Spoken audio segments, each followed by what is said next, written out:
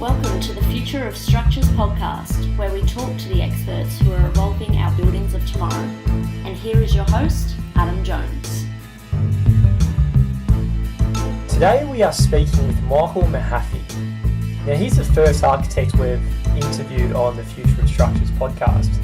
So he's an architectural theorist, an urban philosopher, a researcher, an educator, and is the executive director of the Sustasis Foundation based in Portland, Oregon, USA. Now I really enjoyed speaking to Michael, so we cover a lot of things in architecture. So a lot about Christopher Alexander and some of the work he did, like pattern languages in architectural design, adaptive morphogenesis, and also why in the past we had such beautiful buildings that were inspired when they were created, such as the Blue Mosque or the Pantheon in Rome or some of the older architecture, and have we actually lost this connection to, I guess, spirit, as Christopher Alexander might refer to it. So this was a really exciting conversation. I hope you guys have learned something from it. I have really enjoyed speaking to Michael and enjoy the show.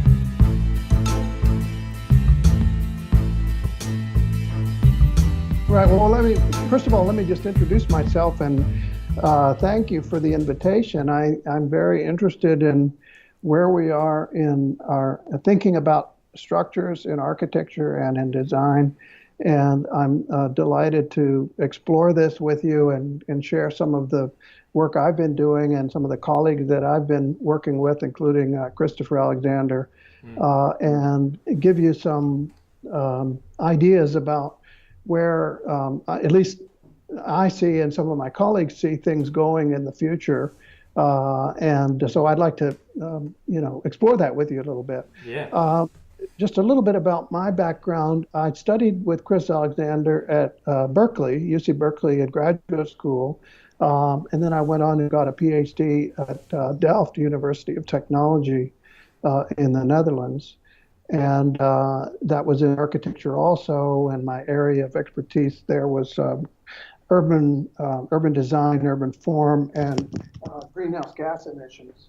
Yeah. And so I have a lot of interest in, I know you've had some interest in climate change issues and how building technology and design technology informs our ability to respond to this crisis, and it's something that I certainly share as well. So, and I think I'll just, before I get into our subject, I just want to say that one of the things that has struck me over and over again in my work is how important urban form actually is, how important the built environment is to the way we consume resources, the way we create emissions, and the way we live on the surface of the planet, in creating the impacts that we have. So I think a lot of us in the field of architecture and urban design and planning know that in an intellectual way, but what I've been struck by is how it's even greater than we realize. And many people outside of the profession don't realize it at all. They tend to assume that people know what we know, but often members of the general public are not aware at all that these things are related. And most people tend to think of these issues as, well, we just need renewable power or we need electric cars, something like that. Yeah. So it's been very much about thinking about how urban form actually changes over time and how we can manage that to deal with things like climate change. Yeah. So when you say urban form, you're just meaning our built environment, in our cities and our buildings and things like that, or is there something more? I'm talking about the built environment in the fullest sense of the word, and that means the buildings and the building technologies, but it also means the urban environment and how much we drive and how much we, move around. Not only move around, but how much infrastructure is required to service where we live. You can't look at a building as an island, as a thing separate from all the other buildings and all the other urban systems. Buildings are very, very important, but they're not the only thing that matters when you're talking about resource use or emissions or anything else. Yeah. So just on sustainability, I don't know if you saw recently, I saw a few articles that, an iceberg broke off Antarctica, I forget the size of what, but, some countries in the world, it's alarming to see it's actually here, right now, and it seems to be speeding up. Is it something that, in the future, is it something that plagues your mind a lot? Well, I think it does, and it should, for all of us who are aware that, not only climate change, which is maybe the most acute and potentially catastrophic challenge, but resource depletion more generally, habitat destruction, the collapse of ecosystems, fisheries, there's some very disturbing possibilities, and we don't really know. We know it's very serious. That much we know. We don't know exactly what's going to happen when, right? It's a little like we know that the weather is going to get cold in the wintertime, but we don't know exactly when it's going to get cold. That's the kind of challenge that we're faced with. And a lot of people will argue about the specifics of that, and that, other people will use that to exploit the uncertainty and say, well, we just don't know, and let's just keep on business as usual. But the real conclusion, I think, to be taken from the evidence and from the science is that these processes are going on, and they're very, very serious. And furthermore, the built environment is playing a key role in that. And us who have careers in the built environment really should be, I think, going to school on these issues and learning how we can respond, how we can help to transform the built environment as we go forward, because it's already being transformed, but in the wrong direction. It's increasing as the world is urbanizing at a very rapid rate. Yeah. So just about that direction, we'll talk more about sustainability as we get into the conversation. But just as a broad general take on architecture, what is the purpose of architecture, just from the broader sense of the industry?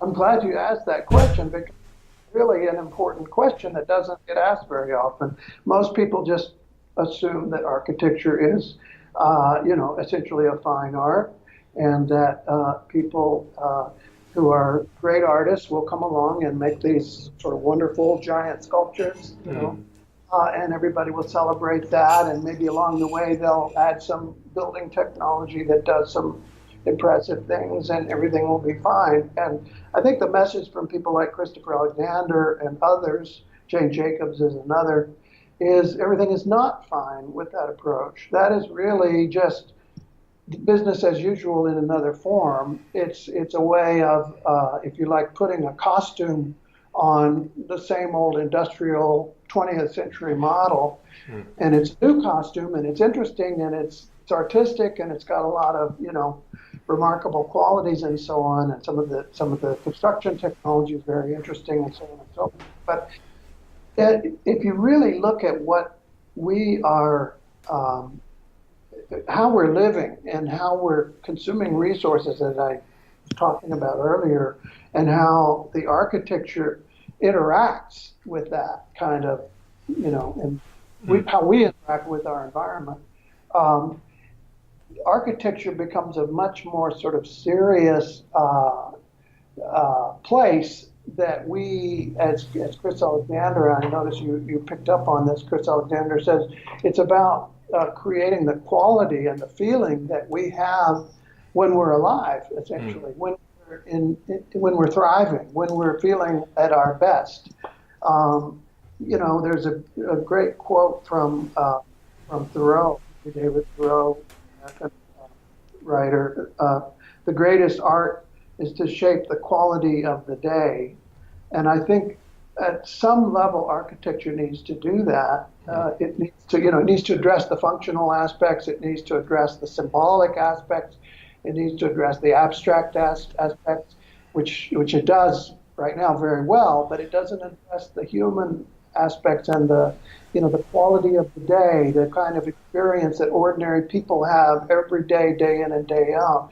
It's more aimed towards the sort of gallery experience of what somebody who's ready to experience a piece of art, who goes into a gallery and says, here's a piece of art, I'm going to regard this piece of art and judge it and conclude, how it makes me feel and so on. That's a very different kind of experience than what it's like to live with, an environment or a piece of art. Yeah. And I think we in architecture don't recognize that enough. I think we have to broaden and humanize what we think of as architecture. I guess you can see the distinct difference if you look at some of the buildings from, a few centuries ago or even a few thousand years ago. You just walk into some of these old buildings and you straight away get the realization that whoever made this was actually inspired and was, doing it for a completely different purpose than what some people in the built environment are designing for today. Well, this is one of the memes or one of the shibboleths, if you will, that tends to get invoked in these debates on architecture as well. Yes, but that was the past, and we are modern, we are progressive, and those people were, backwards, and they didn't have respect for women's rights and minority rights and a lot of other things we all hold to be important today. And that's all true. But if you look at it from another point of view, from the point of view of, say, an evolutionary biologist or an evolutionary complexity scientist or somebody who just thinks about how these things work over time and how structures evolve and change, then what happened in the past starts to look a lot more sophisticated and interesting, really. That is an adaptive evolutionary process that was going on, that human beings were fitting their environment to their human need on a very intimate, direct level.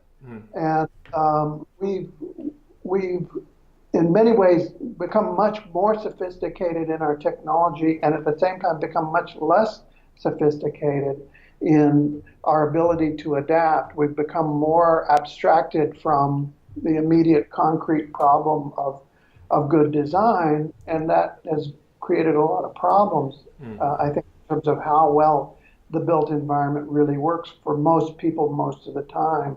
I mean, it works very, very well on a level of, moving people around in vehicles, unless you get into a traffic jam, I suppose. But, on these sort of technological, technocratic level, works very well. But from the human level, the level that you're describing that seemed to be so much more successful in the past, it's a different kind of success. It's not as successful.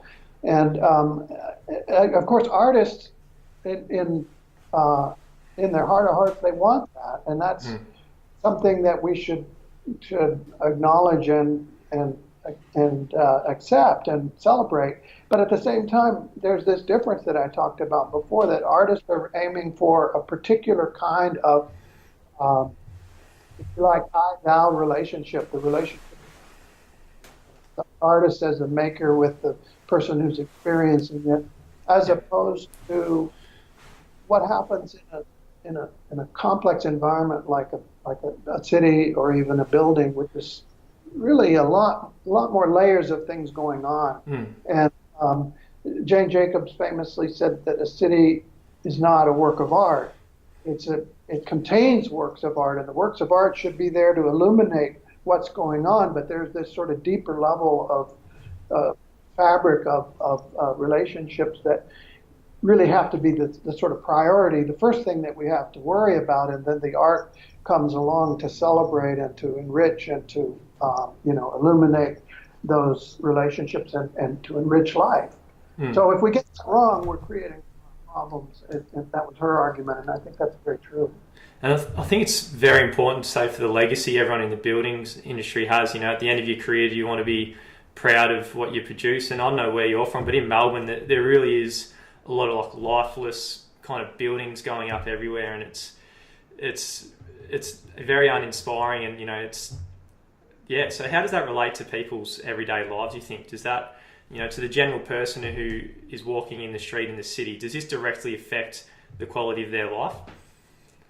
Well, yes, I think that there's a lot of research on that. I think one of the things we need to do in the design professions and the planning professions is broaden our literacy in other fields like psychology, environmental psychology, anthropology, sociology. How are we affecting people's lives? And it's possible, I think, to be more conscientious about that, to be more responsible as professionals. In social psychology, there's this wonderful set of ideas, set of theories called construal level theory. And I don't want to, take up too much time describing that, but just to explain it very briefly, because it goes right to what you're talking about. It simply argues that when you're in an immediate relationship with a problem or with a social setting, you can immediately adapt and respond to it.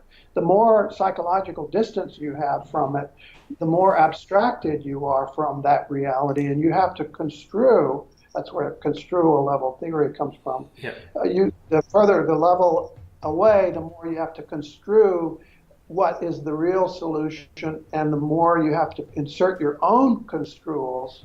So you start to construe what you think as an artist is some great thing, or what you think as a developer is going to make you a lot of money, or what you think as an engineer is a good solution to your technical problem. And suddenly you turn around and say, wait a minute, what have we created here? It's something has been lost in the process. We've lost the sort of immediate soul of what buildings have been in the past. And I think that construal level theory helps us to understand that. There's also a lot of research about how professionals view the world, because we all follow the old saying that to a carpenter, if you have a hammer, every problem looks like a nail. So if you're an architect or an engineer or a planner or a developer, you tend to, again, construe your own criteria for what's important. And yet, when you survey people, when you survey the professionals, and then you survey everybody else who actually lives in these buildings, you find this amazing disparity between what we professionals think is a good project or a good building and what everybody else does. And the question is not who's wrong or right. The question is, for whom are we designing? Are we designing just for ourselves, or are we designing for the people who actually live there? And should we not understand their point of view and why they don't find our structures satisfying? I think we need to do that, So that's a great point. Moving on to a bit of some of your work, which I don't really know too much about, so we're going to have to talk about it as if you've talked to a preschooler, I think. But so complex forms and from computers, can you tell us a little bit about your work in that, or the field of using complex forms in the built environment? Yeah, well, I've been, as I mentioned before, I worked with Christopher Alexander, who very early on in his career got interested in computers and computer-generated designs. And he was considered the father of what's called the design methods movement, which was all about using computers to generate design solutions, essentially, back in the 1950s, all the way back then. And he gradually became disenchanted with that, because he felt that a lot of the people in that field were trying to automate the process. And he felt that, again, that you've got to get back to the human being, and you've got to get back to the more immediate experience. And you can't automate that. You have to keep the person right there in an intimate relationship. And then if you can use the computers to empower that, that's great. And that's basically where he came along with his thinking about that. He also, by the way, very early on saw that these great old buildings of the past had some really remarkable evolutionary capacities in them that we had to take seriously, whether or not they were old or new, or part of reactionary politics or progressive politics. The point is, what kind of structures were they, and what could we learn from that? And he called it the unself-conscious process that created those. And we, in our time, have to use a self-conscious process to learn from those successes and to kind of recapitulate those successes in our own modern time. And so he used these ideas that he developed early on with computers and generativity and so on to develop what many people now know, if they know anything about Christopher Alexander, is the pattern language idea. Yeah. He wrote a book that's a very famous book called A Pattern Language, and that work grew directly out of the work with computers and the generative design and those ideas. Essentially, the patterns were the configurations of design solutions that were most significant out of the complex environment that we're dealing with all the time. And that was something that was very useful as he saw it. It went fairly far in architecture. A lot of people in architecture, most architects know the book and know about pattern languages. But the other thing that many architects don't know about is that pattern languages really took off in the software world, back to the computer world. And a number of people picked up those ideas and applied them to computer software. One of them was Ward Cunningham, who's a very interesting guy. He's the guy who invented Wiki. And he invented Wiki as a tool to manipulate patterns for sharing software patterns. And then he later served as a consultant to Wikipedia when they were developing this newfangled encyclopedia, and there's lots of other wikis out there. Wiki is a whole other movement in the open source world. Ward was also involved with agile methodology and extreme programming and Scrum. And so there were the whole burgeoning field of very productive ideas around some of the sort of core intellectual ideas that Alexander had developed, which interestingly started with computers in architecture, focused a little more on architecture. Then Ward and Kent Beck took it into the software world, and it took off again.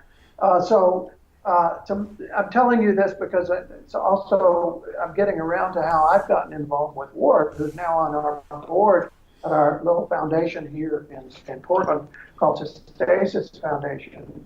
Yep. And we are looking again at some of Alexander's ideas and what we can learn from the software people to bring these ideas back into the built environment again. So we've been publishing some material and developing some other pattern language ideas. I also practice in a development consultant. I've got a couple of projects that I'm involved in where we actually have done project pattern languages and use that technology very, very constructively with groups of people helping to develop designs. So I try to focus on these new applications of software and other resources, as well as get on the ground and actually practice and see how they work. So I think that's really important, and it's something that Chris Alexander has always done. That get on the ground, get your hands dirty, actually do stuff, work with people, and try out these ideas, and then develop the ideas, publish them, share them, be part of open source communities and all the rest of it. And so that's kind of an overview of how my work is related to Chris's work through Ward Cunningham's and the other software people's work. There's one other dimension of my work that I should mention, which is that I've gotten involved in the last couple of years with UN Habitat.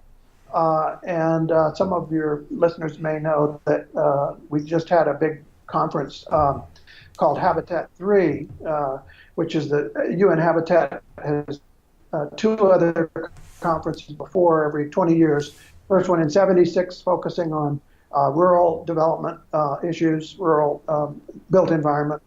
'96 was much more on sustainability. That was 4 years after Rio. The conference on sustainable development. And then the most recent one last year on rapid urbanization. And I mentioned that urbanization is occurring all over the globe right now very rapidly. And in some ways, it's good news because as people urbanize and move into the cities, their population numbers tend to go down.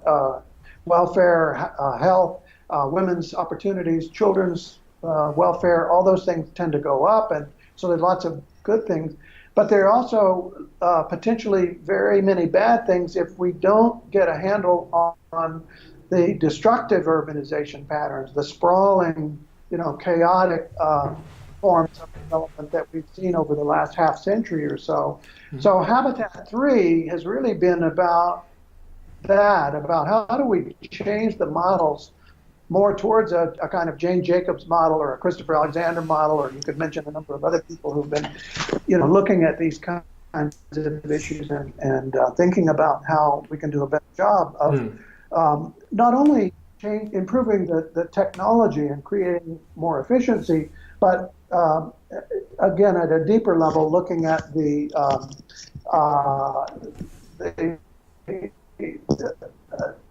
ways that we actually live. How can these complex forms and all these algorithms and things, and leveraging computers and these algorithms, how can they actually improve the built environment for sustainable? Well, that's a great question, because of course they can just clutter things up if we don't use them, carefully.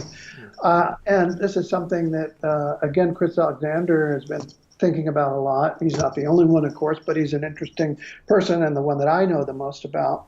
And after he did the pattern language, he began to think a lot more deeply about these things and about the whole question of how do we actually structure our environments, apart from, how do individuals use pattern languages to deal with their own design problems. How do we, as a larger sort of set of people who are involved in governments and in planning and in civilization, ultimately, how do we structure our environment in ways, how do we use technology to structure our environment in ways that are more sustainable? That really is the big challenge right now, right? With climate change and resource depletion and ecological destruction, pollution, all the other big challenges that we have on our hands. And what Alexander did was essentially looked at natural systems, and this is something that a lot of other people have done over the years. You can think of the people like Ian McHarg and people in the permaculture movement and people in many other landscape architecture, people who have looked at natural systems and tried to take cues from the way these natural systems are working. Ecologists obviously have been looking at natural systems and how they function and how we have to really think differently about the interrelatedness of the elements of a system. It's forced us to think more in terms of systems and using the systems approach to design. And that's all very important. But Alexander really went beyond that and asked questions about how designs actually evolve in the natural world, how genetic processes work, how algorithms work, how these incredibly varied and differentiated forms actually work, and how they also take on the characteristics that we all experience as being very beautiful. They're very complex, they're very well adapted to their problems, they're very sophisticated in the ways that they can solve all kinds of interesting problems, and they're very beautiful quite often. And what's going on there with that? Why is that actually a characteristic that, seems to emerge from this kind of evolutionary process, this self-organization that's going on all the time?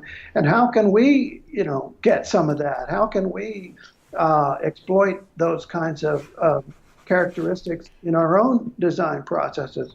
And again, lots of people are thinking about that, and I'm using Alexander because he's the one I know the best, and I think he's one of the most interesting when it comes to that. But there are lots of other people in other fields who have thought a lot about this as well. People in I mentioned ecology, biology, complex systems, network theory, mathematics. If you look at the work in many universities and many research centers like the Santa Fe Institute in New Mexico, looking at complex adaptive systems and how they evolve and change over time. And the biologist Brian Goodwin, who was involved at the Santa Fe Institute for very many years, also thought a lot about these kinds of things and worked with Chris Alexander, in fact. The biologist Stuart Kaufman, a very interesting guy who looked at how autocatalytic sets work, which is another way of saying how do systems self-organize, very kind of that we see all around us, like what called order for free. And Chris Alexander was involved with Stu Kaufman.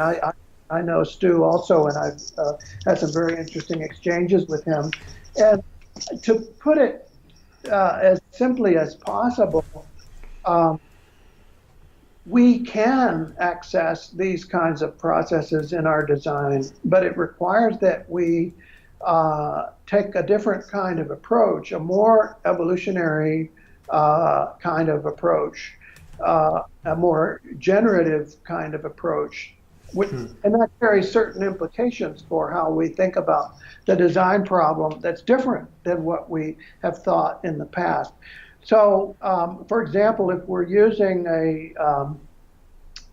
I'll give you a couple of examples of known practitioners. Somebody like Zaha Hadid or Patrick Schumacher, who has worked with her, the late Zaha Hadid. They tend to use computer algorithms to generate spline forms. Those of you who know about splines, which are the often S-shaped or curved shaped that shipbuilders used to use to create hulls and so on. And those are sort of beautiful but interesting shapes that can be used by artists to create new forms. Peter Eisenman is another one who's used computer generative processes, algorithms to create these sort of exotic shapes and forms. But the question always has to be, what are you adapting to? If you're just adapting to your own expressive urges as an artist, you're not adapting to this human thing that I've been talking about. You asked about before, and that to me is a fundamental difference that hasn't been recognized. So if you're saying, well, wait a minute, we need to adapt to the human need and the ecological need of what's going on in a deeper way, then that to me points more towards a kind of pattern language methodology or a generative code methodology, the kind of thing that Christopher Alexander has been thinking about. And my friend Nikos Salingaros has been thinking about.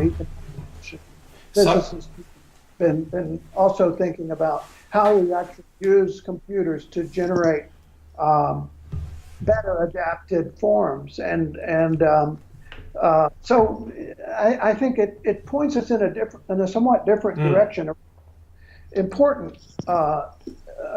direction with an important difference, because it is more about the human connection and for example, getting more people involved in the design process, getting communities able to design things together collaboratively, using co-design processes, using traditional design processes. I don't think we should be afraid of traditional typologies if we see them as essentially genetic material that we can harvest, if you will, and recombine and readapt, as long as, again, it's not just a rigid idea that's been imported from elsewhere and, a kind of a construal that we are making as artists or as designers. We have to do it in a way that's much more, again, immediate and direct and empowering of the human beings who are ultimately the people that we're serving. Yeah, I guess that's super exciting. So I guess with these algorithms, it's important for us to choose what goals we want from the algorithms and how they relate to humans as well, and then we can get completely new designs, I guess. Is that right? Yes, I mean, I think the question is not whether you use the technology of algorithm, because I think that's a very important resource, and that's very much behind the logic of design patterns in software and wiki and so on, is that you repeat these processes and you generate a form and then you iterate it and you adapt it and you iterate it again and you create something better. That's the algorithm. That's the way, And so the idea that you're not just doing that on a technological level, you're doing it on a human level and a level of involving a community. I think Wikipedia, for example, is such an interesting model of how a community of people has created a resource that started out very dumb. If you remember when Wikipedia started, it was the butt of a lot of jokes. And you would talk about if something was really way off. Oh, you must have looked that up in Wikipedia. Yeah. Well, no one's laughing now because Wikipedia has become a much more robust, sophisticated kind of resource. And yet it has relied upon this kind of algorithmic approach of people will come in, they'll edit something, somebody else will come in, they'll re-edit the same thing, they'll improve it, they'll correct it. And it gets smarter and smarter and smarter little by little. And that's the way algorithms work. And that's, again, involving them in a human community. If you look at other parts of the web or, other parts of technology, it's a bit alarming to see how things tend to often get dumber and dumber, right? You sort of, everything turns into clickbait and, you won't believe the 5 stupid things you'll click on. Number 3 will shock, and then the way people in the comment sections of blogs will just dump everything down to a shouting match, This tells us something really important about how technology can work for us or not work for us. It can actually make us smarter, and it can make us very much stupider. And I think the question really is how we embed the technology in a human community, and how we. I'll give you another example. I'm trying to be a little more concrete here. Ward Cunningham, who is the guy who invented Wiki, has now created another generation of Wiki that he calls federated Wiki. And that's another way of saying it's embedded in a community of users who are upgrading it and improving it all the time.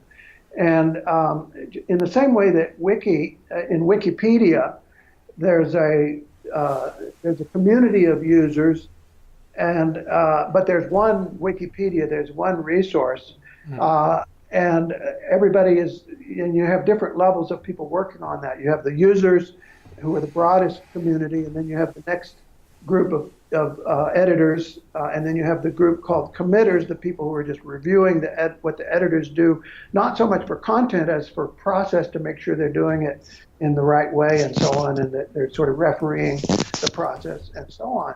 Well, what Ward is saying is let's take it to the next level and create not just one Wikipedia, but you can create another Wikipedia or another or another or another, and you can go off into a whole other community of people and develop that into something else that might be even more useful. So, for example, if you have that on the level of a design system, let's say it's a pattern language community and you're developing pattern language. Instead of this one book of 253 patterns, you could have whole new pattern language communities that are developing pattern languages for conservation communities, or pattern languages for gardening, or pattern languages for any number of different projects. And then those different communities, as they're using these pattern languages, these online pattern technologies, these wiki-like technologies, they can communicate with each other and say, hey, did you know we have a new pattern or pattern language here that does such and such? And the other community says, wow, that's just what we've been looking for. Will you send that to us? Or they can just, they can fork it, they call it, take the material out of one context and bring it into another and apply it. In just the same way that Ward Cunningham took the pattern language out of architecture and brought it into software. That's how innovation happens. That's how new knowledge gets created and new ideas get joined to old ideas, new work gets made out of old work, and things get created and technology evolves.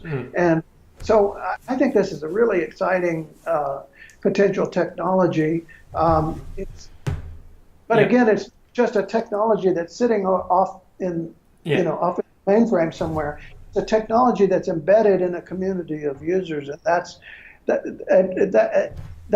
at the same time exciting because it creates all these capacities, but it's also very frustrating for a lot of the current technological platforms and the current technological ways of doing things, because you start to ask questions about, well, how is this monetized, and how can I create a brand and create a technology that can use this, and all those kinds of questions. And so those are the current issues that we're struggling with, frankly. How do you create a technology that can go to scale, that can be can be put on a platform and shared. And that brings me to another point that I want to just touch on also, if you want to explore it further. And that is, increasingly I've gotten interested in economics and in this question of externalities, which I think a lot of your listeners are probably familiar with. Greenhouse gas emissions, that's a classic example of an externality. It's something that isn't part of most transactions. When I buy my gasoline, my petrol for my car, I don't pay for the greenhouse gas emissions that damage my grandchildren's life. But maybe I should. And how do we do that? Well, a carbon tax might be one way to do it, but it opens up a whole important field of activity and research, I think, and something that I certainly dealt with in my PhD work when I was dealing with greenhouse gas emissions. How do we create the feedback loops, the economic feedbacks that we're going to need for sustainable development and for lower greenhouse gas emissions development? That's a crucial issue that we have to face. And I think it does go to the question of technology and computer modeling and so on. One of the things I did in my dissertation was I developed some modeling methodologies that would allow exactly that, allow the modeling of externalities. In fact, Ward and I developed a hypothetical or a prototype modeling technology called WikiPlace. And the PLACE is an acronym PLACE, which is short for Pattern Language Adaptive Calculator of Externalities, ACE. To put it bluntly, to put it very simply, the goal of that prototype was to show that pattern languages can be used in the open source federated system as a modeler of externalities, and to calculate and to predict, in that case, greenhouse gas emissions based on various design scenarios. So that's a very quick description of what my PhD dissertation, one of the things that it aimed to do. And I think this question of economics and how do we model externalities has got to be something that we as designers to pay a lot more attention to if we're going to get anywhere. If we're not just going to be order takers for business as usual, essentially. Yeah, I totally agree. So as we're coming toward the end of the interview now, we'll just start a few questions. So a lot of our conversation has been very forward thinking, but what do you think is going to actually have the biggest influence on the buildings industry going forward? Well, I think there's a big question mark right now, which is, again, are we going to go forward with business as usual? Or are we going to take some steps to chart a different path? And I think if you were to say, I guess implied in your question is what will happen if we just sort of let things evolve in the direction that they're going. And I think what's going to happen is the externalities are going to catch up with us. We're going to see probably increasing economic instability, possibly repeats of 2008, those sorts of things where speculative investments in real estate and in housing, which is a surging global phenomenon as people flee to real estate as a safe haven from currency fluctuations and all the rest. That's increasingly going to put pressure on real estate and make it unstable as a result. And so I think we're going to see a lot of instability and a lot of potential crises, economic crises, and more waves of very unpleasant economic events happening, black swans and so on. And so I think that's the downside. I think the upside is if we recognize the capabilities, the capacities in these new technologies, in the software and in the open source communities and the methodologies that I talked about that involve the users and involve communities in a more collaborative approach.